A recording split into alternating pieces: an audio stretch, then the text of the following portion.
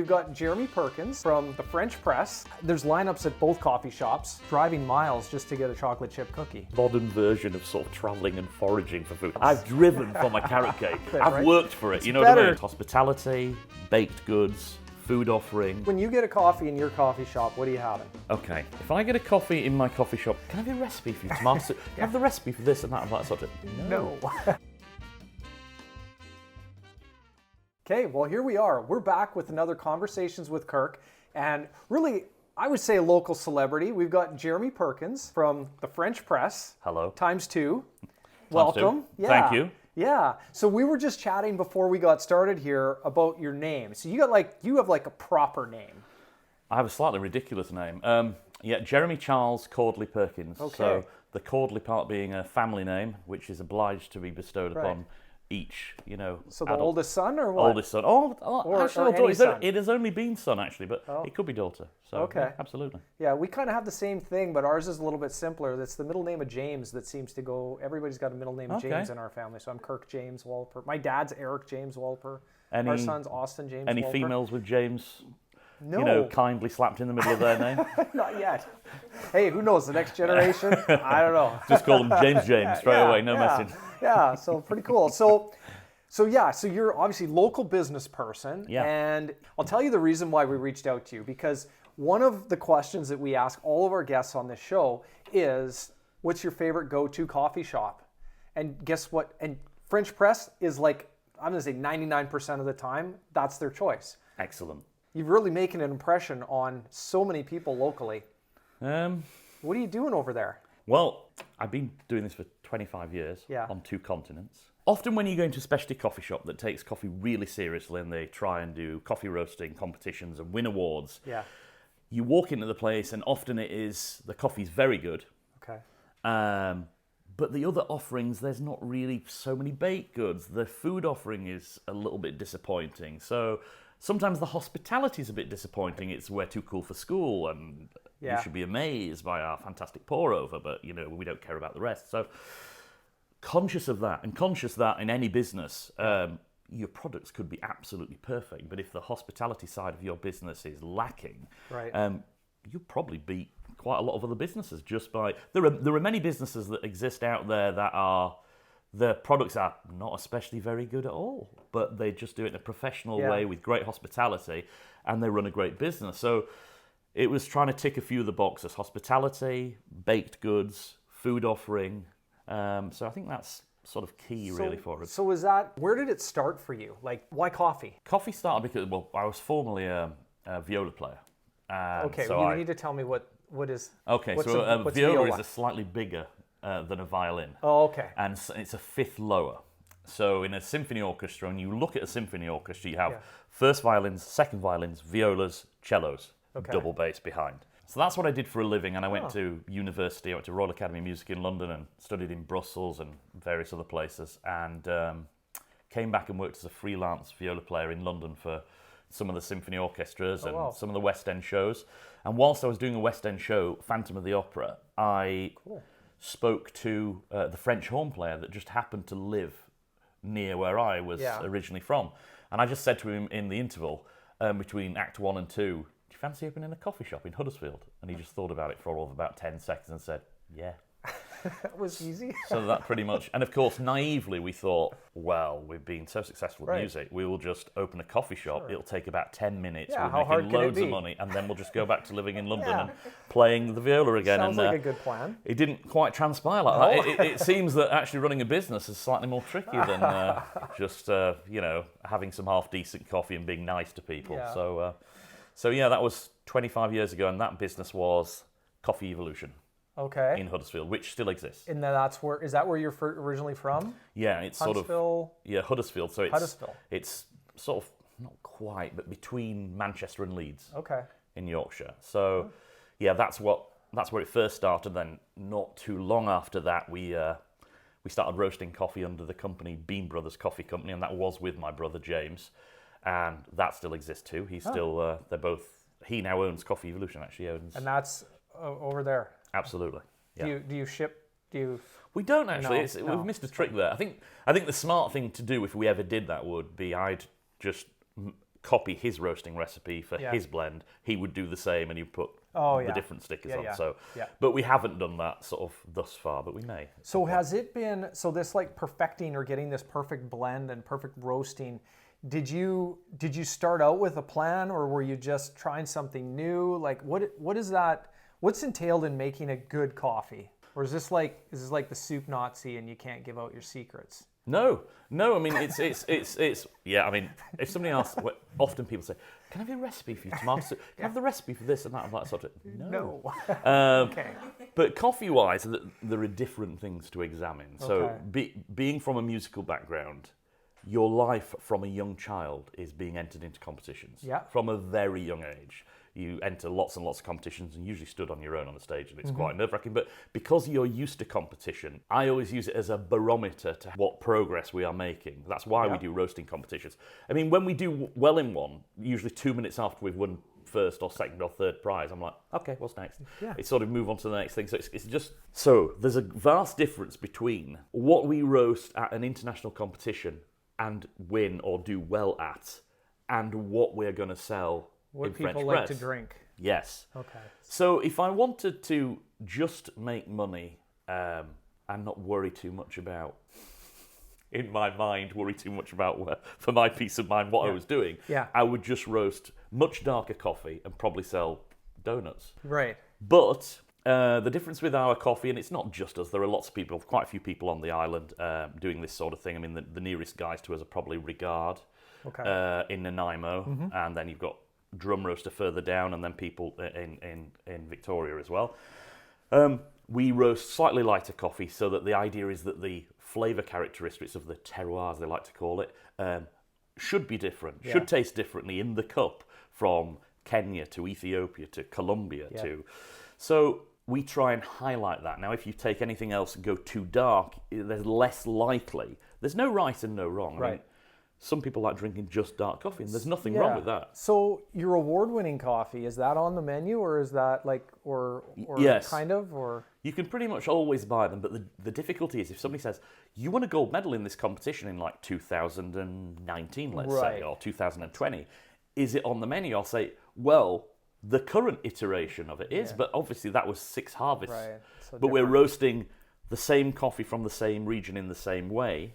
Okay. Then we'll buy some coffees, because coffee has changed over the last 10 years or so. It's constantly changing. Now, what would win a competition in 2019 is not the coffee that would win in a competition in 2026. Okay. Because there are more extended techniques now and fruitier coffees, and that's the sort of thing people are scoring high in a competition these days. Well, I was going to ask that too. Has it changed, like, just in general, your customers' palate? Does that change over the years? Do you notice much change, or is it fairly consistent in toward what people were preferring as their go-to coffee 5, 6, 10 years ago to today? Does that evolve much? I think so. I mean, you still get a lot of people that want to drink super dark coffee. So what we've done is, one of the reasons that people don't like more modern roast, lighter coffees, they don't like acidity in coffee. Okay. So a lighter roasted coffee has got more acidity. They perceive this, especially when they put cream or milk in, as sourness. It is acidity rather than sourness. Acidity is more of a positive word. Sourness is more of a negative word, obviously. Yeah. So they perceive it as sourness. So what we try and do is we offer in our bags of coffee, and actually in our brewed coffee, we offer what we call our diner blend. Now, it's not dark, but it is sort of 8 to 10 degrees darker than our regular home blend. That being so that because we've taken it 10 degrees darker, it mutes the acidity. Okay. It still retains some of the characteristics of the coffee. You know, your chocolate and nuts, you might even get a little bit of dark red fruit there, but any of that light and bright notes have gone. So what we're hoping with the diner blend is it sort of pacifies, I think is the best word. Yeah. It's more, they're more content. People that are used to a darker roasted coffee will taste this coffee and not be offended by it, as the lighter roasted crew also will think it's not an interesting coffee. So do you sell more of the light or the dark? We sell really more of the stuff we sell in the shop. So the home blend is what we sell. The home blend? And is it, it's a little bit darker, you say? It's lighter, that one. Oh, it's lighter. Yeah. Okay. I mean, we sell a fair amount, and it's not by accident that probably a lot of our wholesale customers, in fact, I'll go and say most of our wholesale customers like something slightly darker. So we do our diner blend, and we do the Nanoose Bay Cafe blend, and like Eli that owns that chain of restaurants, so in Qualicum Beach Cafe, Nanoose Bay Cafe, D's, That's a good, They'll use serving our up. coffee there. And then we've got a new coffee shop in Vancouver that they use a coffee that's somewhere between the two. It's called 9 Bar, and it's in just on Hastings near Yaletown somewhere. Oh, cool. But that's a great one. So things are expanding. That's cool. Yeah, absolutely. Well, and not everybody's coming to your shop for coffee, right? Yeah. I know someone that specifically is driving miles just to get a chocolate chip cookie. Yeah, absolutely. So your baked goods are just are up there. Carrot cake as well. People Carrot drive. cake, yeah. There's a woman that drives down from Comox every week to get some carrot cake. Well, I mean, people care now more, don't they? I mean, we used to 30 years ago. Yeah. People were like, well, fuel, food. I'm used to eating this. This is what we eat. So on and so forth. Now, with the internet, things like this. Yeah. We are talking about food. People are going to listen and watch this and listen to more about food and get more interested in it. So that's why people think, well, this is interesting. And it's, I feel in some sort of way, it's like a modern version of sort of traveling and foraging for food. I travel for my carrot cake. Yes. I travel It's for gotta my be coffee. worth it, I've right? worked for it. It's You know what I better mean? because I had to go. Well, it's like anything else. Yeah. I go to the gym or I go and play coach soccer, and now I'm all right to have that pizza tonight and a couple of beers. So on and so forth. Balance. I've driven for my carrot cake. Totally. One thing that's often just in my mind question about your business, because you've got the 2 locations and you've got the downtown kind of prime location in Qualicum Beach, and in your Parksville location though, you're kind of in the semi, light industrial. Yeah. There's lineups at both coffee shops. Were you concerned about that location, or how do the 2 compare? Well, so originally we had the very small version of the Qualicum Beach store, and I always knew I was going to be roasting coffee. So then we got what essentially was a shack in Coombs, and it was in the best sense a shack. Yeah. And then I thought we need something bigger. This is just no good. And I've been looking out for a light industrial place that wasn't the other side of the Orange Bridge. Okay. I wanted still to be within sort of Parksville. I'd mentioned to a few people in the area, if any of these places become available, give me a shout. They did. So that's why we got that. Now, we always wanted to, but the coffee shop side of it was always secondary. Secondary, okay. So it was more of a facility to roast and produce. Because essentially we'd be open Thursday, Friday, Saturday in the roastery, and it'd be essentially me roasting or somebody else, and they'd occasionally just turn around, serve somebody a coffee, and carry on roasting. So it was an extension of that, and if we made a mistake, and we did, when we made a mistake, we thought, wouldn't it be great to have a roastery, coffee shop, and bakery? Okay. Which was a good idea, but what we should have done right from the start was just done that, but replicated the menu of the Qualicum Beach store. Because we wanted to be slightly different with this space. That was a mistake. Which is why you see now that we're moving slowly towards, we've now introduced the sunrise, the avocado on toast, where a BLT, we're just the soup, it's all going slowly towards. And when we I say almost inevitably open a third store, we will just replicate the menu of Qualicum Beach without question. It's like if it is, you've got a good thing going and just multiply that. Well, I mean, customers, it's like ideally you'd like all your stores to be open the same hours on the same days with the same menu. I mean, not by accident, McDonald's, it's not just because the food's fantastic, and which it isn't. You get the same cheeseburger in Paris as you do in Parksville, and the stores are open, so... I think if you can take all the positives from stores like super successful, multinationals like that and try and apply a tiny bit of it to Parksville, that's a good idea. Very cool. Well, let's shift gears a little bit because I want to find out a little bit more. So when you're not roasting coffee and working at the shop, what are you doing? You live in Parksville and Qualicum Beach. Locally, where are you going? What are you doing when you're not working? I'm usually stood on a soccer pitch shouting at children for several hours. That's what I am, shouting, I mean encouraging Coaching, and teaching children for several hours. It sounds like bawling, but in essence, it's teaching, training with kids, Oceanside soccer, our Oceanside football club. My youngest is 11 and he was playing in the U12 rep team. Okay. It's now going to be the U13 rep team. So if I'm not coaching those guys or the house version of that in spring, we also have other tournaments that we do. We get invited to them. Right. Sometimes so that's Pucker. a full commitment. Absolutely. Wow. So you're not out hiking the trails and. No, if I'm not working, I'm stood on a soccer pitch in cleats, which I can say the word cleats now instead of boots. Oh, okay. It's soccer boots in the UK. It's Is now it? cleats. 8 years has made me say cleats straight away now. I mean, we're in the middle now of World Cup soccer, so Absolutely. So must be exciting for you then. Yes, but as I've said to my 23-year-old, my eldest, he says, "Oh, we're going to win. It's coming home." I said, "George, prepare yourself. Not in my lifetime have England won a tournament." Oh. No. They're They're always in the top 2, Yeah. 3, 4, 5, Yeah. 6. Yeah. They're often in the semis or the quarterfinals, but we always joke that we usually go out on penalties to the Germans. Oh, That's the big joke about England. We'll play till the semi-final and go out on penalties to the Germans. Yeah. That's traditionally what happens. So I am. Anybody that's of my age or even within sort of 20 years of my age is definitely super cautious about England. You daren't say this year we're going to. That's like superstition. If you ever have the expectation it's going to come back. You can't ever believe that will happen. Then it's your fault. It is. It will be. My son said the other day he'd been at the P&E watching all the games, and he'd realised that in the last game he'd run out of his beer, and there was only 10 minutes left, and he thought, "I've had a full beer for all of these games. Am I going to make England lose?" Talk about crazy or what? But anyway, It's true. This is right? what football this supporters is what happens. do. The sports fanatic, right? Totally.